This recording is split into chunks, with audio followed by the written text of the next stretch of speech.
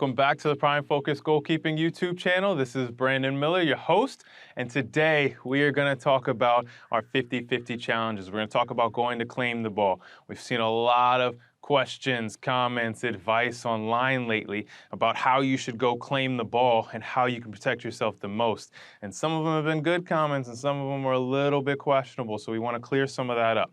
Okay, so what we're talking about in these situations, right? An attacker's coming in. Maybe it's a 1v1 situation.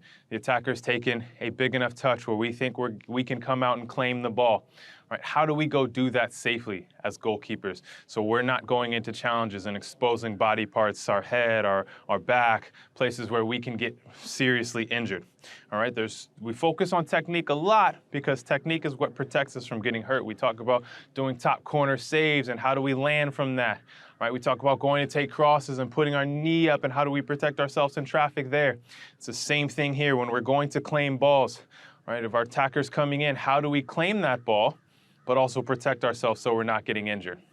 So first things, we've got our mannequin that is serving as our attacker. We've got our ball down here. So rule of thumb, initial rule of thumb, and please remember there's always exceptions to rules, right? But a rule of thumb that you can apply to pretty much almost all situations, right, is if there's a line between you and the attacker, what side of your body is the ball on, right? So in this situation, the attacker's directly lined up with me down the middle. The ball's on my left side. I want to dive on my left side, go attack the ball with my left side because it's more efficient. It's quickest for me to get my hands out there, but it's also going to protect some of these key areas that I don't want to get hit and hurt, right? A lot of the issue that we see it with a lot of young goalkeepers that we train, and we've seen a lot of video online of goalkeepers in this situation where the ball's on my left side.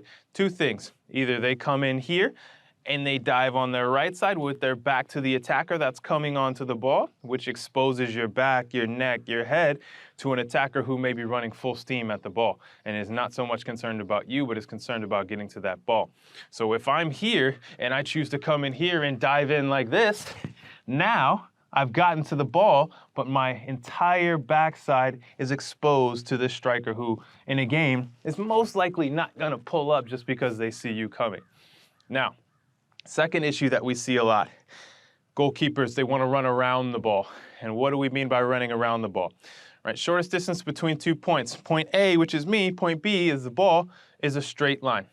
A lot of goalkeepers will avoid diving straight on the ball like this, all right? And they will be more comfortable diving on the right side. And so that striker takes that touch, a big touch, and they'll come around here to then dive on their right side. Now, issues with that. These are situations that happen in a second, right? So we've got to be able to get to the ball as quick as possible. As goalkeepers, we want to claim the ball or we want to get the ball out of danger, right? But if we can claim it, that's what's best for our team. Now we've got the ball and we can keep possession, right? So we've got to get out there as quick as possible. It takes me a step and a push to dive on the ball here versus me running around the ball and then I dive on the ball. A couple of things there, it takes longer, but I'm also now exposing my head again to if I dive on the ball here, the attacker coming through now is exposed to my head as opposed to in a proper situation, I step, my hands are out to the ball, and I can tuck my head in, bring my knee up to protect myself here versus being exposed on the other side, right? So typical rule of thumb, line between you and the attacker. Now, if the attacker's coming from the angle, not everything's going to be right down the middle. The attacker's coming from the angle, right? I'm here on the angle, my post is on my left, the field's to my right, and that attacker takes that touch inside. Right now it makes it a bit more difficult. The attacker was on my left side, the ball was on my left side, now the ball is coming into the right side, and could be coming into traffic, right? But thinking about now the striker's still a line between me and the striker, they've taken that touch inside, now I can go on my right side. But the main thing with this is protecting yourself, right? We've got to be brave in these challenges. These are 50-50 challenges where a striker coming in full speed, they may make contact with us, whether it's with our hands, whether it's with our body a bit.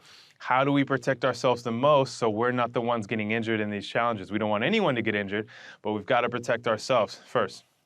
Right, so thinking about how do I get my hands out to the ball as quick as possible be strong with my hands, and then tucking my head in and bringing my knee in to protect my body, right? So focusing on getting there as quick as possible so you don't have a massive collision, not running around the ball, right? So we're not taking longer to get to the ball where the striker could poke the ball out from under us because we're not leading with our hands and we're taking longer to get there.